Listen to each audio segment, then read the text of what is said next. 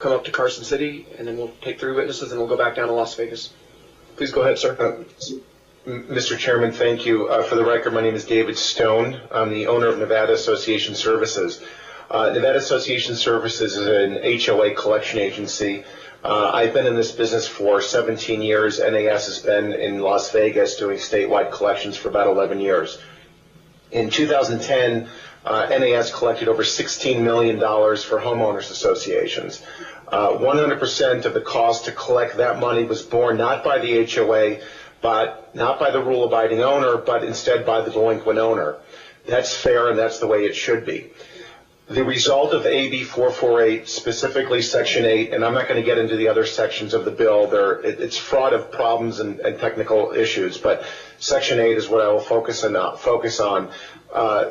AB 448, if enacted and passed into law, is basically going to shift the burden away from a delinquent owner and place the obligation to pay collection fees and costs on the rule-abiding individual, and that is not fair. AB 448 does not contemplate the services provided at no charge, such as dispute resolution, working out payments with homeowners, bankruptcy, and general dispute resolution. AB 448 does not take into consideration the hard costs that are incurred to collect, which can sometimes be in the thousands of dollars. These are not fees that are used to pay for my insurance, my employees, my payroll, and so forth. These are costs that are paid to outside services, and this is not considered in the bill. AB 448 arbitrarily and inaccurately implies that the cost and expense to collect a $200 delinquency is less than it is to collect a $5,000 delinquency, when in fact it costs the same to collect a $200 delinquency as it does a $5,000 delinquency. There is no difference. The irony in this, in Assemblyman Munford's bill, is that in 2009, he was the sponsor of Assembly Bill 350. And Assembly Bill 350 was passed into law giving direction to the Commission for Common Interest Communities, the CIC, the obligation to set a reasonable fee schedule. That was Assemblyman Munford's bill. Now he's coming back 2 years later, with all due respect to the Assemblyman, but wanting to change everything without even this regulation going into effect. It's taken 14 months for the Commission to devise a reasonable and workable regulation. That should clearly tell the subcommittee that this is a very complicated issue, many moving parts, and it is not as easy to say you can charge $50 for this or $100 for that. There's a lot more to it than that. So I really implore upon this subcommittee and the judiciary as a whole to allow the Commission, allow its regulation to go into effect. With the passage of AB 448, delinquencies will skyrocket. You will see associations on the brink of financial desperation. I've seen it before. If associations do not have the ability to self-sustain themselves, the obligation to sustain these massive associations, whether it's Summerlin, Aliante, will fall back on the municipality.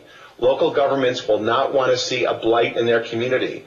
And by seriously restricting an ability of an association to collect, that is what you will get.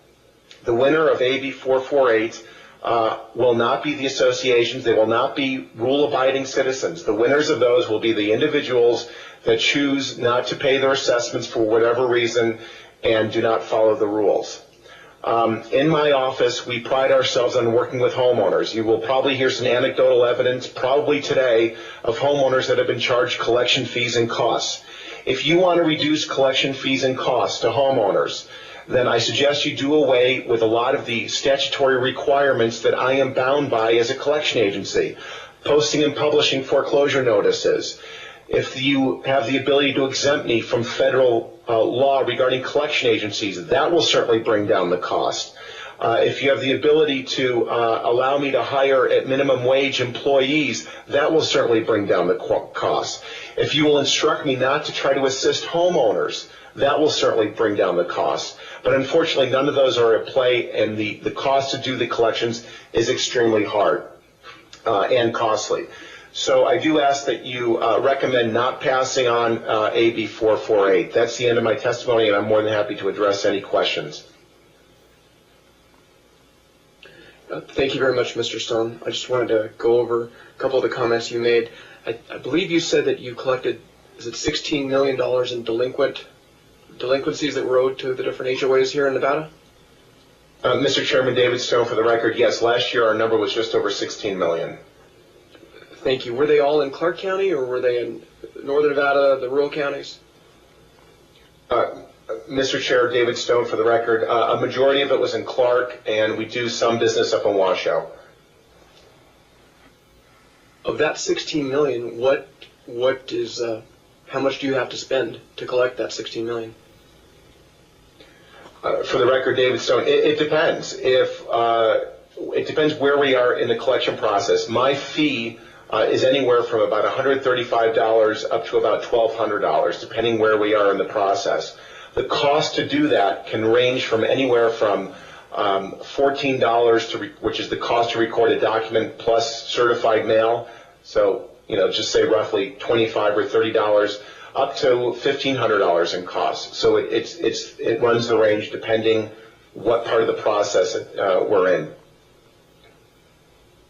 Okay, and I think a lot of us have heard stories about people who fell behind on their HOA dues. They fell behind on their HOA dues, and maybe 5 or 6 months they ended up being $500 or $600 behind.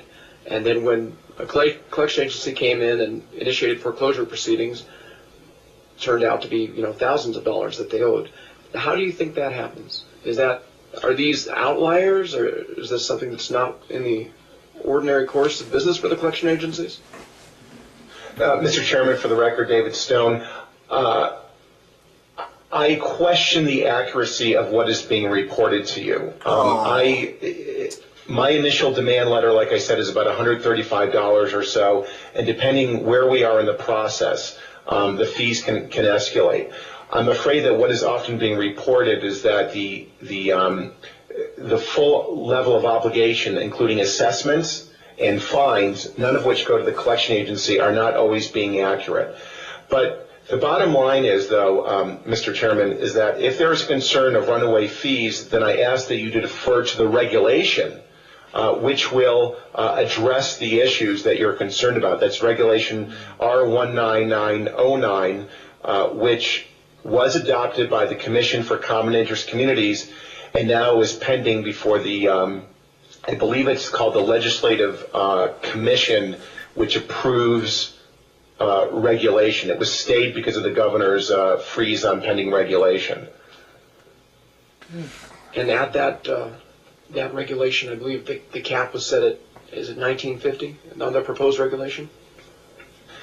Mr. Chair, David Stone, the cap is 1950, but I also want to stress something that is a maximum. So if an association has the ability to find someone that can do collections for $300, which some of my opponents claim exist, then those collection agencies can do it for $300 and they will get all the business in town. But the reality is that the cost to run this type of business is extremely expensive. Those have to be, the cost to do that is wrapped into those fees. Okay. All right, well, are there any questions from Mr. MacArthur or Mr. Carrillo for Mr. Stone? No further questions. Thank you very much. Thank you, Mr. Chair. We'll come up here to Carson City now. If there are any witnesses who would like to speak who did not get a chance to speak.